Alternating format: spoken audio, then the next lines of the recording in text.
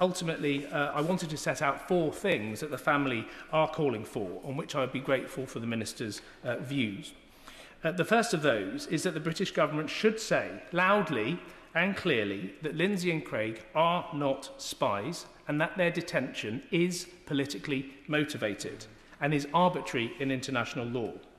Now, I say this because this case follows a well-documented line of cases where Iran has taken innocent British citizens and those of other nations as bargaining chips for their own purposes.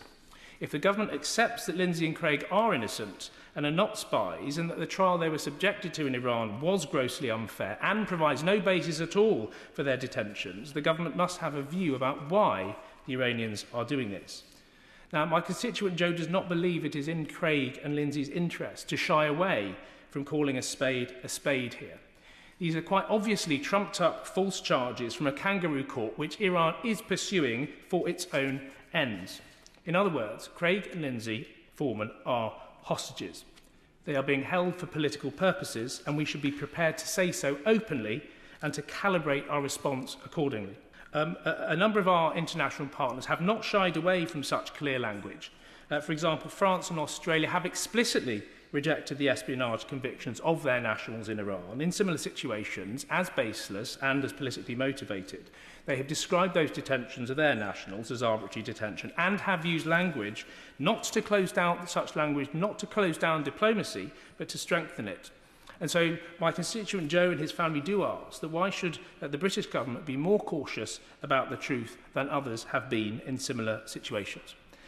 Secondly, Madam Deputy Speaker, I would ask the Minister what consideration has been given to providing diplomatic protection to Lindsay and Craig Foreman. This is an established way of converting an individual grievance into an interstate dispute.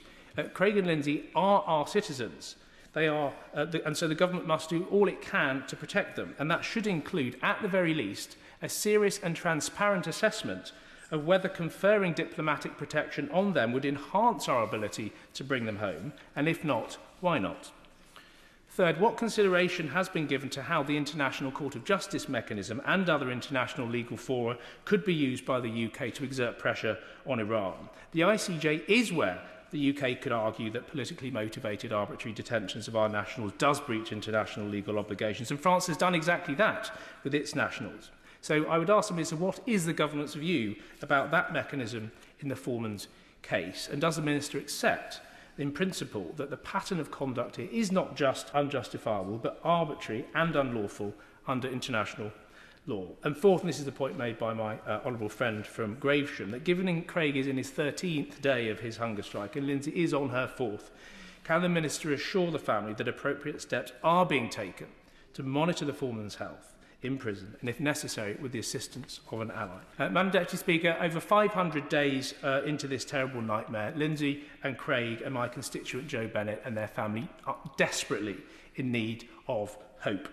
They see the French bring home their nationals from Iran, as Australia did, and as the UK eventually did in the case of Nazanin Zaghari-Ratcliffe and Anousheh Ashouri. And I thank Richard Ratcliffe too, who is here in the public gallery, who has been a source of great support to the family at this very difficult time, in spite of his own and Nazanin's terrible ordeal which they had experienced. France and Australia have explicitly rejected espionage convictions as baseless and politically motivated, and so Joe wants to understand why the UK can't take a similar approach in relation to his parents. And so in closing, the family are not asking, Madam Deputy Speaker, for miracles. They're asking for clarity of language and the maximum use of the legal and diplomatic tools available to our country, and for an approach which treats Craig and Lindsay appropriately, which is that they are innocent British citizens who have been taken from their lives and from their families and who must urgently be brought home.